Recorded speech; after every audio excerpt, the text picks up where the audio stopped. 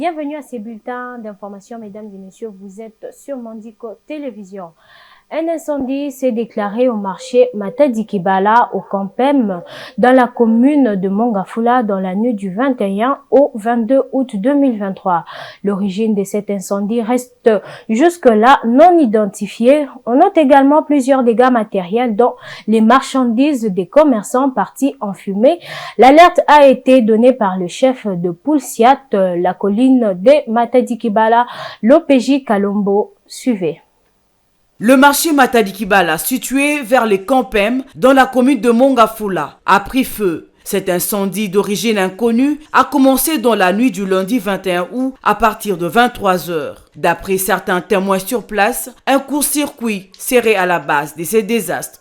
La Société nationale d'électricité a arrêté avec l'alimentation de l'énergie afin d'éviter d'autres désastres. Aucune perte en vies humaines n'a été signalée jusque-là. Toutefois, plusieurs dégâts matériels sont à déplorer. Les marchandises de commerçants sont parties en fumée, sans compter de maisons commerciales.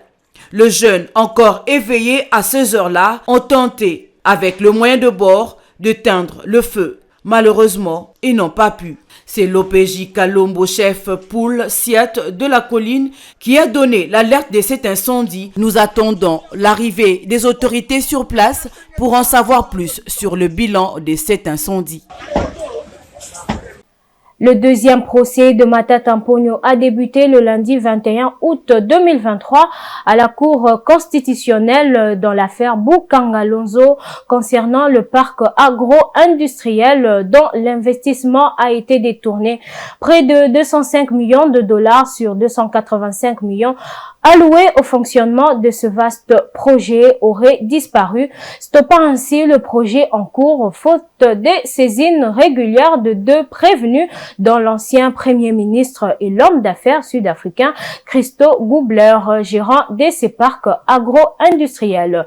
L'audience a été renvoyée au 4 septembre 2023. Suivez.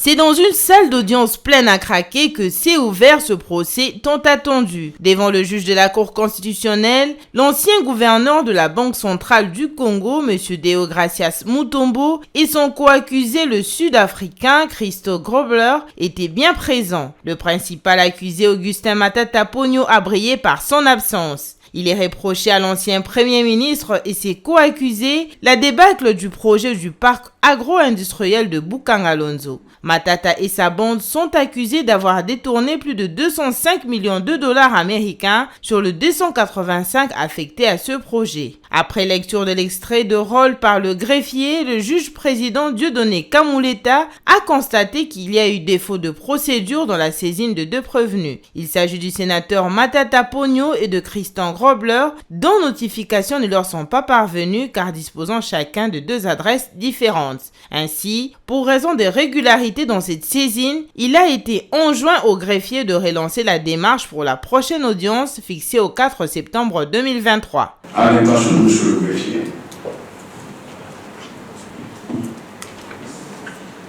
relancer la procédure en ce qui concerne les prévenus Globler, Christo Stéphanus. Il a une adresse ici à Kinshasa. L'huissier instrumentant doit préciser à quelle adresse il s'est trouvé. Ne prenons pas des formules stéréotypées pour nous mettre en difficulté inutilement. Il a une adresse ici. Et pour M. Matata Ponyo, il a une adresse connue ici. Qu'on aille instrumenter aux adresses connues. Et je crois que si les gens sont là et ont refusé de prendre, mais l'huissier sait ce qu'il doit faire. Il dit j'ai trouvé tel, il a refusé. C'est connu. Tout en saluant la démarche entreprise par la Cour en renvoyant l'affaire à la prochaine audience, le collectif des avocats de prévenus Matata Ponyo a dénoncé ce qu'il qualifie de la pratique malencontreuse de greffiers qui déposent des courriers auprès des personnes tierces autres que le concerné. M. Matata va mettre toute la batterie de l'intelligence de sa défense pour se défendre. Ok? Pour l'instant, ce qui nous intéresse, c'est de savoir que M. Matata n'a pas été atteint régulièrement comme la loi l'exige et que la Cour l'a fait constater elle-même, nous attendons la prochaine séance pour revenir sur les préalables liés à la saisine du juge et aux mécanismes légaux, pour la justiciabilité d'un Premier ministre et d'un sénateur. Le collectif des avocats du prévenu Matata a saisi l'occasion pour rappeler que la Cour constitutionnelle s'était déjà en son temps déclarée incompétente pour juger son client sur cette affaire. Un arrêt qui a été revu par la même Cour quelques mois plus tard après réexamen.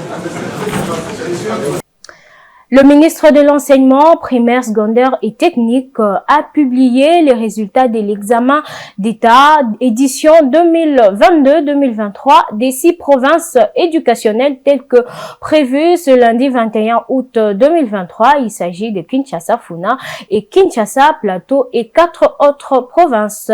Les noms des meilleurs lauréats ont été dévoilés pour toutes les 6 provinces éducationnelles concernées. Suivez. Tel qu'annoncé, la publication de résultats de l'examen d'État session 2022-2023 est effective ce lundi 21 août 2023 dans la province éducationnelle de Kinshasa-Funa et Kinshasa-Plateau ainsi qu'au Kwango 1, Maïndombe 2, Lualaba 2, Kasaï Oriental 1. Le ministère de l'Enseignement primaire, secondaire et technique renseigne que le résultat de ces lauréats des provinces éducationnelles sont déjà disponibles. Comme annoncé, lors de la réunion entre le ministre de tutelle et les membres du jury national, tous les résultats seront publiés avec l'intervalle de 2 jours pour chaque 6 provinces éducationnelles pour éviter la saturation de réseaux des sociétés de téléphonie cellulaire chargées de le rendre public. Cette publication vient mettre un terme à une série de spéculations qui ont fait couler encre et salive au sein de l'opinion faisant état d'un refus des corrections des items par les inspecteurs commis à la charge suite à l'impayement de leurs primes de prestation. Et enfin, la publication des résultats des examens d'État édition 2023 dans la ville de Mbujimayi, chef-lieu de la province du Kasaï oriental, a connu un taux de réussite élevé. Par conséquent, les lauréats nombreux sur la voie publique ont manifesté sans tenir compte des restrictions prévues par les autorités pour éviter les dérapages et dérives de jeunes qui embrassent la moralité. Extrait de quelques réjouissances constatées par nos reporters sur place dans la capitale diamantifère. Il s'agit bien sûr de Yvan Chibangu, Didier Lofumba et Viningali. Suivez.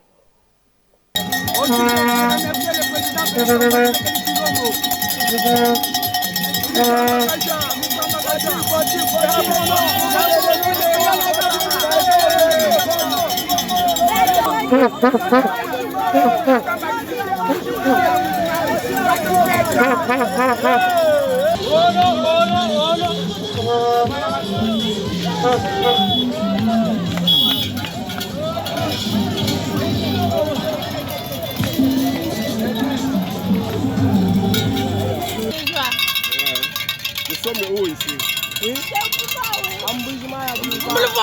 Quelle école? Yanko R4.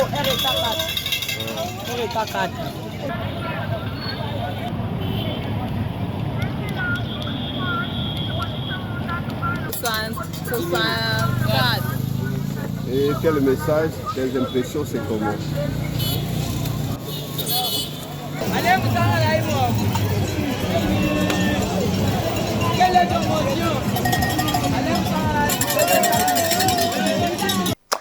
Mesdames et messieurs, c'est déjà la fin de ces bulletins. Je vous dis à très bientôt sur Mondico Télévision.